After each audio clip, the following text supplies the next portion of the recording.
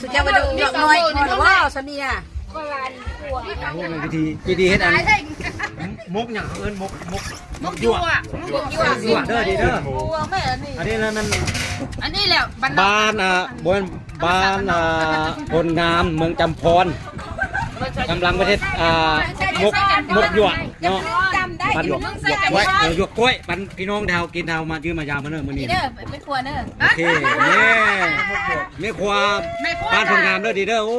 ใจดีสุดได้เพิ่นใจดีมีแต่พุงงามๆนะใจดีต้อนรับอย่างดีสีมือดีอีกเนาะไม่ต้องห่วงเขาไม่ได้อาบน้ำ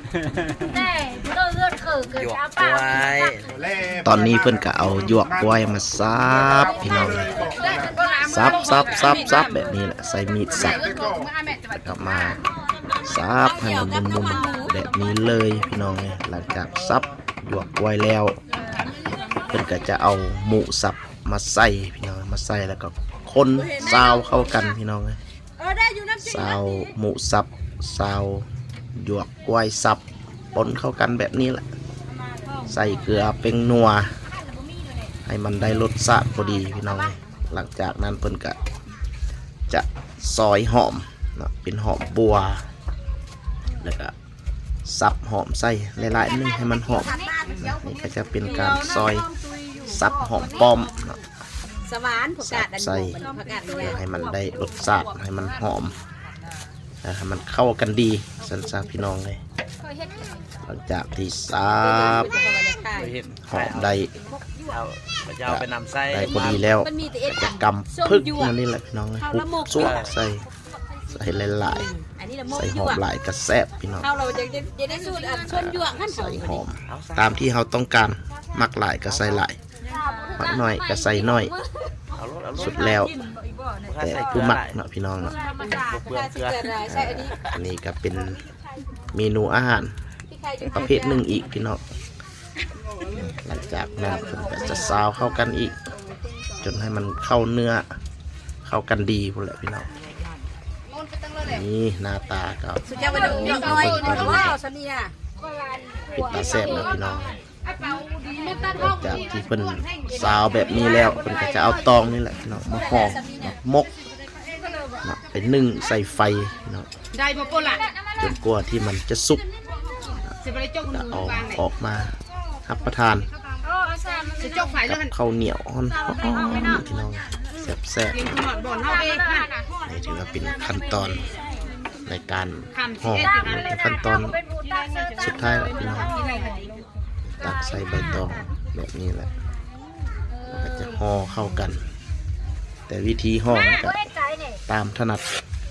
ผู้ใดถนัดแบบใดก็ห่อแบบนั้นนี่เป็นเมนูชนบทพี่น้องเป็นเมนูเขาเจ้าเอิ้นว่าหมกหยวกกล้วยใส่หมูสับพี่น้องแซ่บเป็นเมนูอาหารที่เคยสืบทอดกันมาแต่ดึกดำบรรพ์จนมาฮอดปัจจุบันเพิ่นก็ยังนำใส่แต่งเป็นเมนูอาหารประจำบ้านอยู่คือเก้าพี่น้อง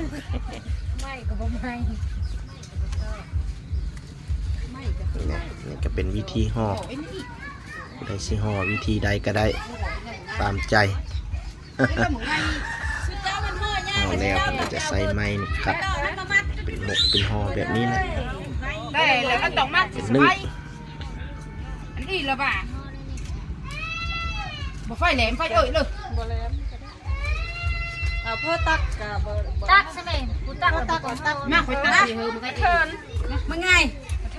แล้วอย่างนั้นก็ปูก็ฮักซึ่งก็มันเลยฮักก็มันสูงมันเป็นอันนั้นเกิดเดียวก็ได้ป้าเขาเตือนน้ำเตือนกันเนี่ยออกมาไปจากไปพุทธะก็มาถ้าเรามานั่นมีอันนี้มีจะได้ไม่มาอ้าวฮอใบดิออกน้ำกันน้อยเข้ากับตังแม่อีมุกอยู่ละลายพัดแม่อันตองเขาช้อนใส่หลายคนไม่สุดเจ้าอยู่ข้างงามเอามาอย่างนี้สุดเจ้าอยู่ข้างงามเดี๋ยวเสียเวลานะเสียเวลามามาพอแล้วสนิทมา ตุยสิตายจะถึงน้ำดิมันนอนไม่ดีเป็นน้ำรู้สึกว่าเปิดตัว ไม่บุแล้วจะบอกคือตา ได้ไม่บุเล่มนะ เล้าไม่ง่ายตัดเล้าตัดเล้าตัดเล้าบ่ต้องให้ยาวหลายก็ได้ ง่ายอยู่แล้วสุดท้ายแล้วบนโต๊ะเยอะเซ่อันนี้เล็กอันพ่อพวกใครในเมืองอันนี้อามาสำอีก็ได้แล้วว่าไม่อ่ะ โอ้ยาวเลย ยาวให้ไง สำหรับคลิปนี้ก็สิถ่ายให้พี่ให้น้องได้รับเบิ่งรับชมเพียงสนิทพี่น้องถ้าผู้ใดได้เห็นคลิปนี้แล้วก็นำเอาไปปรุงแต่งอยู่บ้านอยู่เฮือนลองเบิ่งว่ามันสิแซ่บสำแดงเอาสำหรับคลิปนี้ก็ขอจบเพียงเท่านี้แล้วพบกันใหม่คลิปหน้าสวัสดี แรก